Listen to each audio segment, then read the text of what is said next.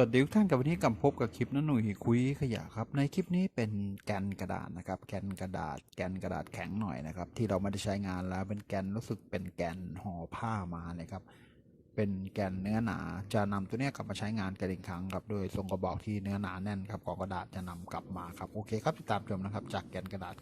กลมครับผม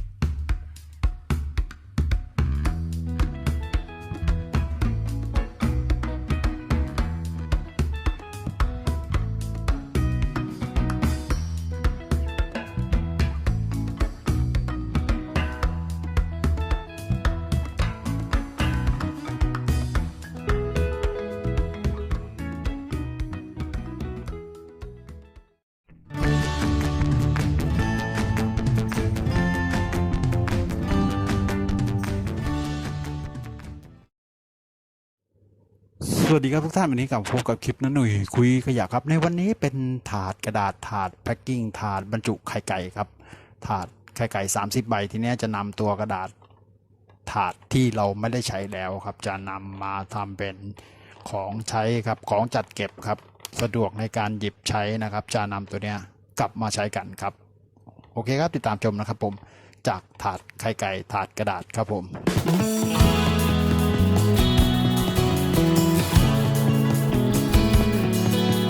ส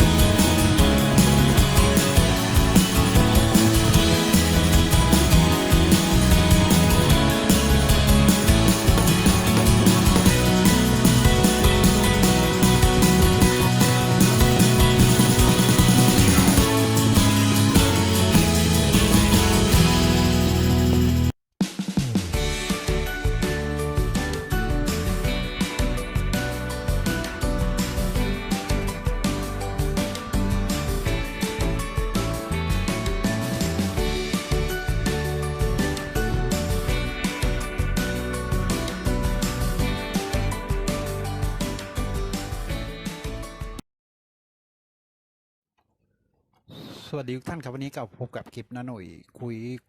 ขยะกันอีกครั้งครับวันนี้เป็นกล่องบรรจุไข่ไก่เป็นกล่องพลาสติกบรรจุไข่ไก่10 ใบครับทีนี้จะนำตัวนี้กลับมาใช้งานกันอีกครั้งตัวเนื้อพลาสติกยังค่อนข้างดีครับดีกว่าทิ้งไปนะครับไม่เป็นขยะพลาสติก